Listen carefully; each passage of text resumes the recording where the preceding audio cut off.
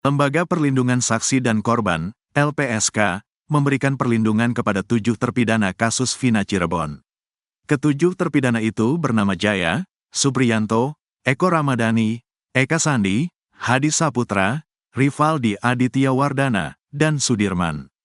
Pakar Hukum Pidana Universitas Trisakti, Asmi Syahputra menduga pemberian perlindungan terhadap ketujuh terpidana oleh LPSK pada tanggal 2 September tahun 2024 silam karena LPSK sebenarnya juga ragu bahwa ketujuh terpidana merupakan pelaku sebenarnya. Jangan-jangan LPSK melihat bahwa mereka, 7 terpidana, adalah korban yang perlu mendapatkan perlindungan karena mereka dimasukkan atas laporan palsu, katanya, seperti dikutip Nusantara TV yang tayang pada Rabu, tanggal 4 September tahun 2024. Pasalnya, tak mudah bagi LPSK untuk memberikan perlindungan hukum terhadap seseorang. Ini menarik, enggak gampang untuk meyakinkan LPSK, karena LPSK juga punya tahapan-tahapan yang harus dilewati, ujarnya. Pemberian perlindungan terhadap 7 terpidana oleh LPSK menjadi sinyal yang seharusnya ditangkap oleh majelis hakim nanti di Mahkamah Agung. Ini juga sebenarnya adalah sinyal yang seharusnya ditangkap majelis hakim nanti di Mahkamah Agung bahwa Lembaga Perlindungan Saksi Korban memberikan ketujuhnya perlindungan khususnya kepada Sudirman secara fisik jadi selama persidangan ia tidak akan tersentuh, ungkapnya. Sebaliknya, LPSK tidak memberikan perlindungan terhadap Ibtu Rudiana, Pasren, dan Kahfi.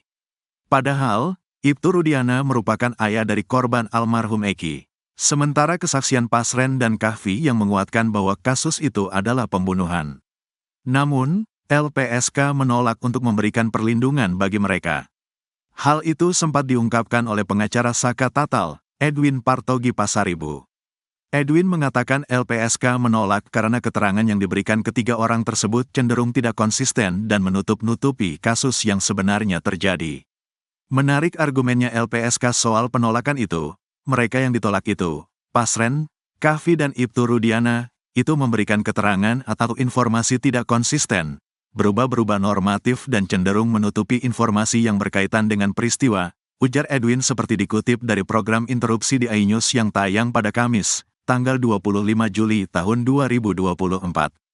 Pengacara Saka Tata lainnya, Farhad Abbas menambahkan penolakan LPSK terhadap ketiga orang tersebut karena dinilai memberikan keterangan yang bohong.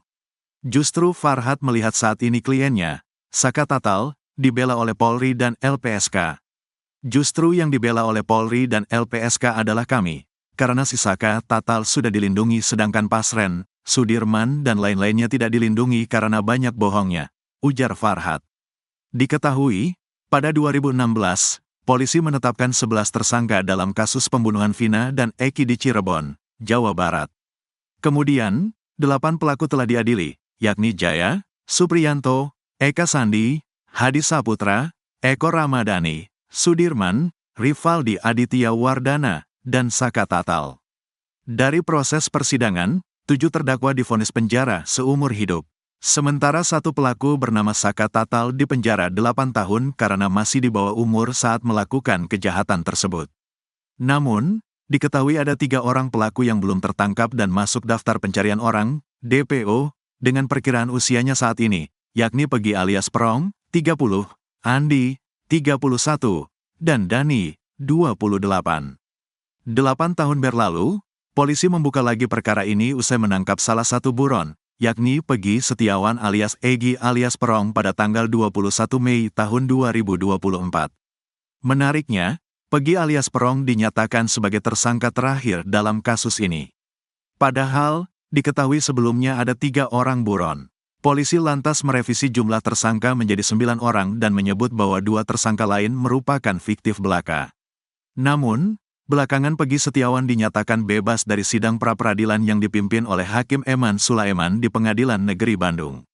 Kemudian, perhatian publik mengarah pada Ibtu Rudiana yang diduga melakukan permainan dalam penyelidikan kasus pembunuhan Vina dan Eki tersebut.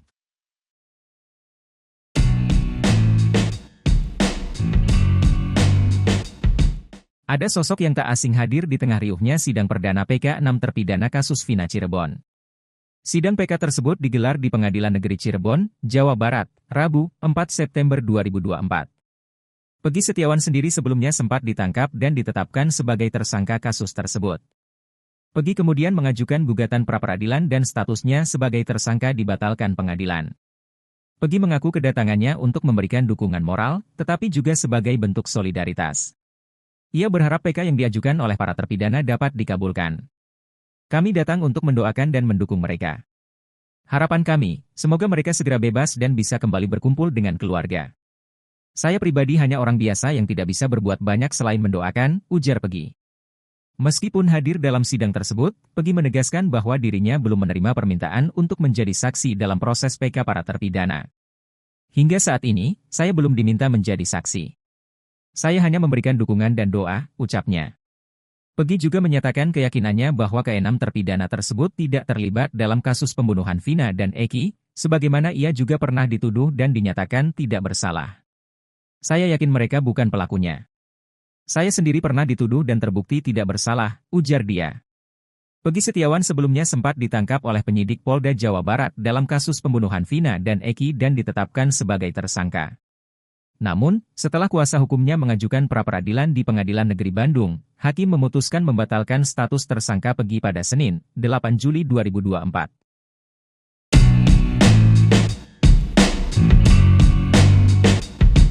Ketua Umum Peradi, Otto Hasibuan sukses membuat hakim sidang peninjauan kembali 6 terpidana kasus Vina berubah pikiran. Otto melemparkan 5 argumen ke hakim dan membuat hakim merubah jalannya sidang yang tadinya tertutup menjadi terbuka. Sidang PK perdana 6 terpidana kasus Vina tersebut digelar pada Rabu, 4 September 2024, siang. 6 terpidana tersebut adalah Eka Sandi, Jaya, Supriyanto, Rivaldi Aditya Wardana, Eko Ramdhani dan Hadi Saputra. Otto bersama tim dari Peradi menjadi kuasa hukum dari para terpidana. Menurut Otto, sidang para terpidana pada 2016 hingga 2017 digelar terbuka, hal itu juga tertera pada amar putusan, sehingga tidak ada alasan untuk sidang PK-nya tertutup. Tidak ada pernyataan dari majelis hakim bahwa sidang waktu itu dilakukan tertutup, sehingga kami berasumsi sidang waktu itu tidak tertutup, kata Otto di persidangan. Otto juga menyampaikan, PK yang diajukannya tidak ada terkait dengan kronologi seperti pada putusan yang menjerat para terpidana, termasuk soal asusila. Pengajuan PK justru ingin membuktikan bahwa pembunuhan dan asusila terhadap Vina dan Eki sesungguhnya tidak ada. Ketiga, bahwa sidang ini adalah permohonan PK yang rangkaiannya tidak ada kaitannya dengan rangkaian-rangkaian peristiwa lagi yang dipersoalkan di perkara materinya. Keempat, kami justru berasumsi di sini bahwa kami mengajukan PK ini karena kami melihat tidak ada tindakan rudak paksa dan sebagainya itu sehingga kita ajukan PK. Nah, kelima, berdasarkan berita Kompas, keterangan daripada Humas bahwa sidang itu sendiri adalah terbuka untuk umum, kata Otto. Menimbang penjelasan Otto, Hakim Ari akhirnya sepakat sidang digelar terbuka.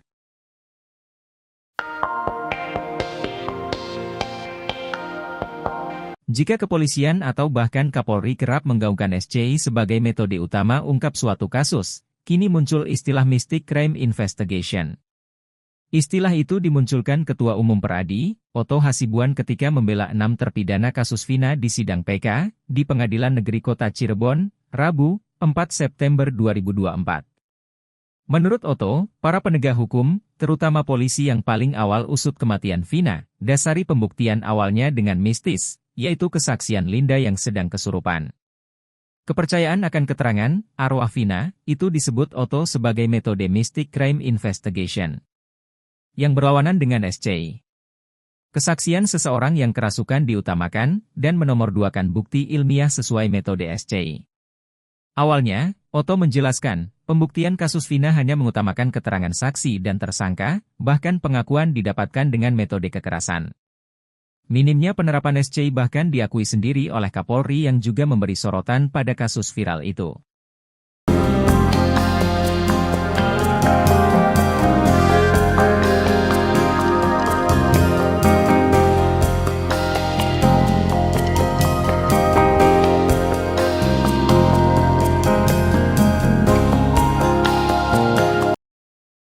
Saya mau lihat kesungguhan kalian.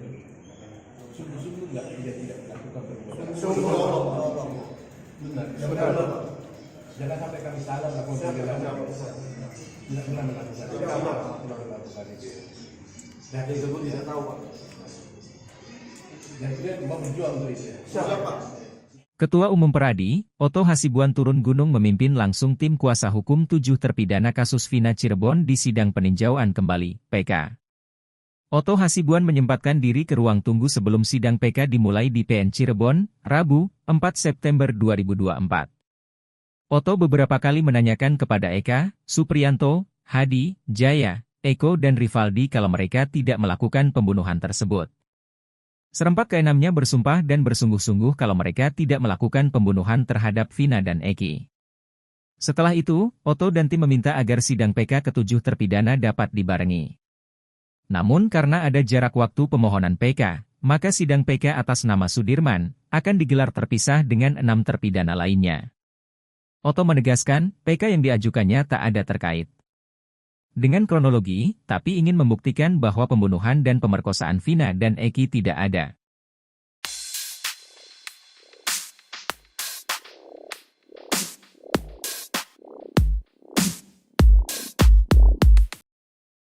Sidang perdana PK 6 terpidana kasus Vina Cirebon digelar di PN Cirebon, Rabu, 4 September 2024. Dalam sidang tersebut, Ketua Tim Kuasa Hukum para terpidana, Oto Hasibuan, menyoroti adanya kesalahan fatal dalam proses penyidikan. Sidang yang dimulai pukul 9.30 WIB berjalan lancar meski sempat diwarnai ketegangan terkait keputusan majelis hakim yang awalnya memutuskan sidang digelar secara tertutup. Setelah diskusi, akhirnya disepakati bahwa sidang akan berlangsung terbuka, kecuali untuk materi yang berhubungan dengan unsur asusila. Oto menyoroti kekeliruan penyidik dalam kasus ini, khususnya mengenai tidak didampinginya para terdakwa oleh pengacara sejak awal penyidikan. Hal ini, menurutnya, sangat fatal dan melanggar prinsip hukum. Mahkamah Agung telah menyatakan bahwa apabila seorang tersangka tidak didampingi pengacara sejak awal penyidikan, terutama dalam kasus dengan ancaman hukuman 5 tahun atau lebih, maka putusan tersebut harus menyatakan terdakwa bebas, ucapnya. Ia juga menambahkan bahwa alasan penyidik yang mengatakan tidak adanya pengacara di daerah tidak bisa dijadikan pembenaran. Penyidik tidak boleh menggunakan alasan tidak adanya advokat sebagai alasan tidak memberikan bantuan hukum kepada tersangka, jelas dia.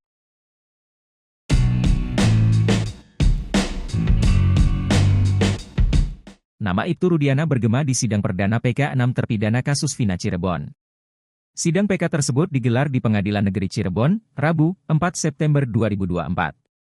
Ibtu Rudiana sendiri adalah ayah dari korban Muhammad Rizky Rudiana alias Eki yang tewas bersama kekasihnya Vina di flyover Talun, Cirebon pada 27 Agustus 2016.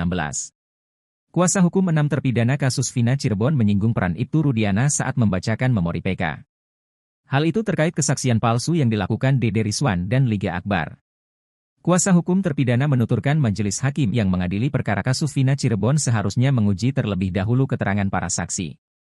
Seharusnya Majelis Hakim Pengadilan Tinggi Bandung junto Majelis Hakim Pengadilan Negeri Cirebon tidak begitu saja mengabulkan permohonan penuntut umum, kata kuasa hukum 6 terpidana kasus Vina. Kuasa hukum pun menyinggung ketidakhadiran saksi dalam sidang kasus Vinas di Pengadilan Negeri Cirebon. Majelis Hakim harus menilai apakah keterangan saksi yang dibacakan sumpah telah memenuhi ketentuan pasal 116 ayat 1 KUHP. Terlebih, kuasa hukum terpidana menyebut kedua saksi yakni Dede Rizwanto dan Liga Akbar akhirnya mengakui kesaksiannya juga palsu karena disuruh oleh Rudiana. Tetapi, kesaksinya tersebut nyatanya malah digunakan sebagai alat penyidik untuk merekayasa perkara atau menutupi kesaksian palsu.